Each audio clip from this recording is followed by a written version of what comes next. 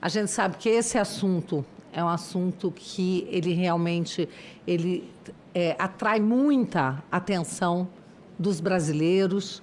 Todos os dias, como disse a deputada Júlia, nós somos questionados pela população, né? E um pedido que nos fazem: não se esqueçam dos presos políticos do Brasil. Não é possível a gente esquecer.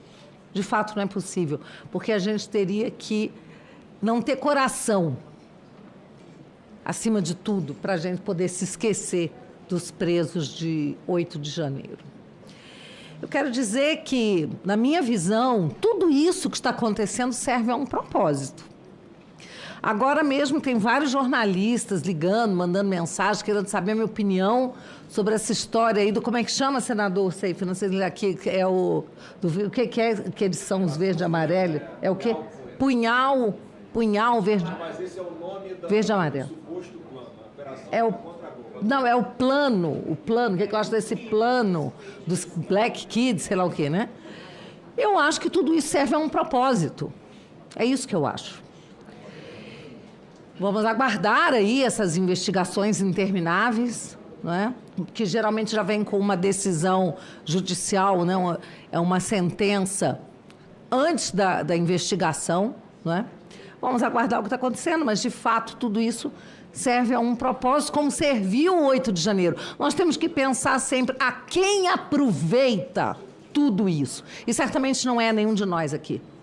Não é a direita, não é os apoiadores do presidente Bolsonaro, não é o presidente Bolsonaro, não é os presos, não é os familiares. Então, não é a nós que isso aproveita, mas isso aproveita a muitas pessoas que estão vibrando com os acontecimentos e cada vez criando mais e mais narrativas, como essa história agora do Supremo, do Francisco, né? Por isso que Francisco, que usou os fogos de artifício, acabou sendo morto pelos fogos de artifício, ele mesmo possivelmente se suicidou. Tem gente que supõe que não tenha sido suicídio, mas não importa. Então, o Francisco, que foi morto, que suicidou-se, né, em frente ao Supremo, e que já vira uma narrativa de um filme, como disse a doutora Carolina, de uma ficção. Mas nós temos que ter fé, e eu acredito, porque a fé, é claro que ela vem acompanhada de muito trabalho. Não adianta só ter fé, tem que ter oração, mas tem que ter muito trabalho. E nós temos trabalhado, daqui o deputado, estava agora, deve estar por aqui, o deputado Marcel Van Hatten, que acabou de chegar também, de viagem. Nós estivemos juntos na semana passada, e o senador Girão também esteve em Washington. Nós estamos levando essas denúncias, porque o fato é que aqui dentro a gente não vê mais uma solução. Não temos mais a quem recorrer. Porque esses processos deveriam estar correndo, tramitando na primeira instância, jamais no Supremo Tribunal Federal. Então, essas pessoas não têm a quem recorrer. Isso é de uma perversidade tão grande. Então, nós estamos tendo que realmente nos mobilizar e levar essas denúncias para fora do Brasil.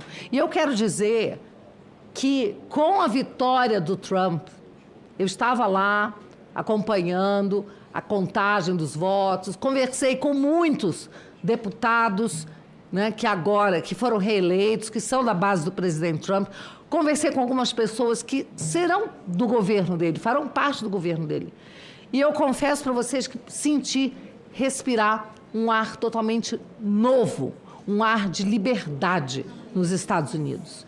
E eu acredito, sim, embora muitos sejam descrentes, céticos, façam até chacota, imagina que o Trump vai ligar para o Brasil. Gente, não é brincadeira, porque as pessoas que estão lá agora, ao lado dele, como Elon Musk, como o Jason Miller, foram vítimas da tirania do Alexandre de Moraes aqui no Brasil.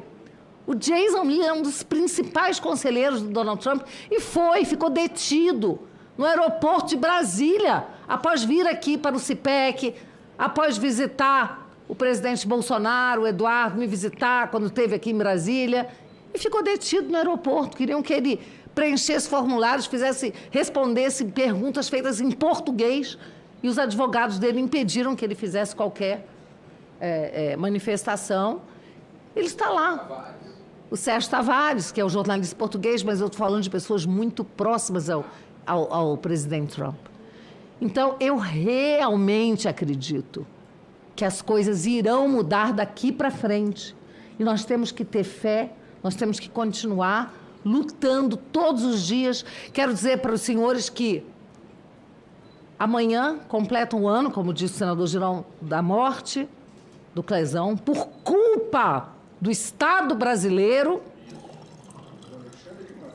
do Alexandre de Moraes, nominando aqui, mas ninguém tem dúvida de que é culpa do Estado brasileiro, mas do Alexandre de Moraes também nós temos essa convicção. E na sexta-feira, no dia 22, nós faremos uma sessão solene na Câmara dos Deputados. Gostaria de convidar a todos deputados, senadores que estarão em Brasília, né, para estarem lá presentes. Às 9 horas da manhã, nós receberemos a família do Clezão, os amigos, cidadãos aqui de Brasília, que estarão lá para empenhar o seu apoio. Porque nós não podemos, senador Exalci estará lá conosco.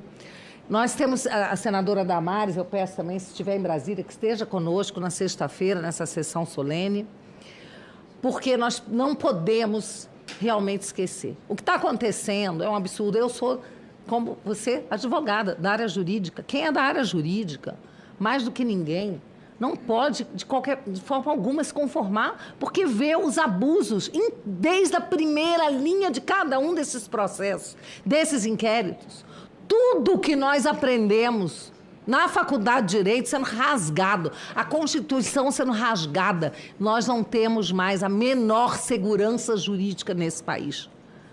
Hoje, o que existem são narrativas para fortalecer um objetivo, um propósito de exterminar qualquer possibilidade política do presidente Bolsonaro, dos seus apoiadores, de exterminar com a direita, com os conservadores. E agora, no dia 27, eles irão julgar no Supremo, né, a legalização da censura. Só que não vai ser legal. A censura ela é inconstitucional. Eles digam o que quiserem, na interpretação que eles derem à Constituição, no voto que derem, continuará sendo vergonhosamente ilegal e inconstitucional. E eu quero dizer que eu sempre